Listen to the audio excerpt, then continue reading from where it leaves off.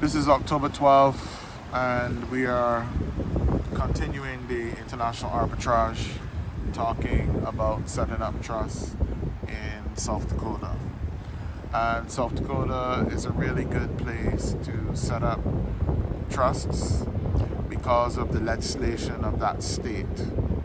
Now, US persons will understand that each state in the United States has its own legislation passed by the state. And here comes a helicopter.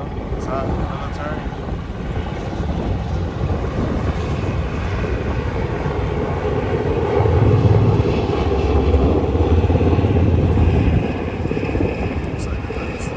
Anyway,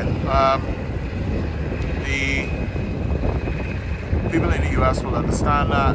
Those of us who are not US based, not US persons, we need to know that each state in the US passes its own legislation that applies to companies, trusts, businesses, organizations that are based in that state and that are operating in that state. And so in the case of South Dakota, they have passed some very good trust law to facilitate people from not just in the US but from everywhere setting up trusts and being able to have a certain amount of certainty, to being able to have certainty and being able to rely on the way that their trust is treated, what will happen with the trust, and how things ultimately will impact the trust. This is all spelled out, a lot of this is spelled out in legislation. And now that helicopter is lingering for some reason. Anyway, we'll carry on. So, in South Dakota, or let's back up a little bit. In general with trusts, if you look at the UK, England and Wales, if you look at the common law, the law generally in jurisdictions like the US, UK and Canada, where you have trusts, a trust law, when the person that sets up a trust is called a settlor, or in the US it's called a grantor. It's the same thing. It's a person, say for instance the parents, the family member, the business owner. It's the person that actually sets up the trust.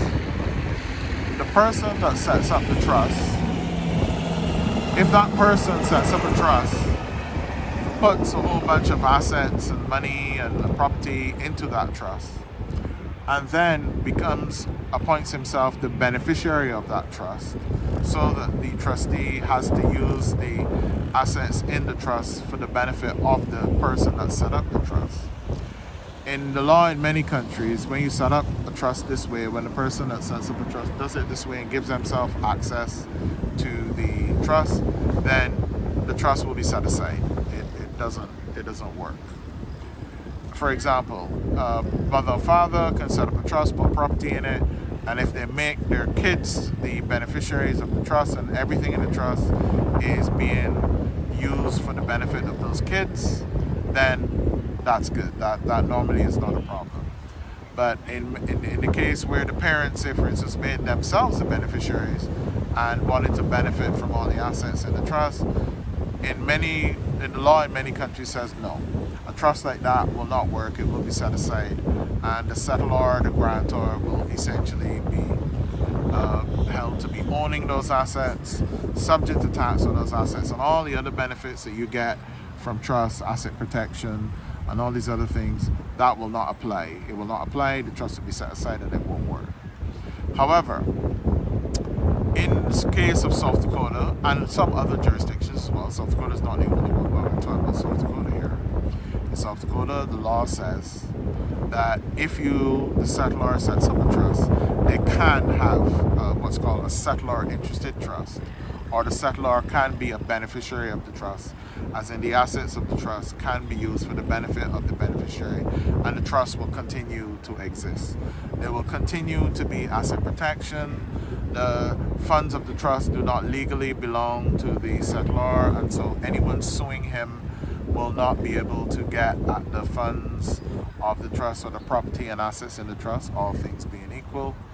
And this is a way that in South Dakota you can set up trust and also be the beneficiary. So parents might want to set up a trust, and then all of them, because the parents have to think about themselves, they have to think about retirement when they get older, they're still part of the family. And so therefore, it might be the case that, if you do that in a South Dakota trust and you are the beneficiary of the trust as a settlor, the trust will not be set aside and everything will continue and the trust will work and you will get all the benefits that you would expect and want from a trust in the U.S. Alright, that's it for now on South Dakota Trust. We will continue talking about South Dakota Trust in the videos over the coming days, weeks, and months on the international arbitrage. Take care, guys. Cheers.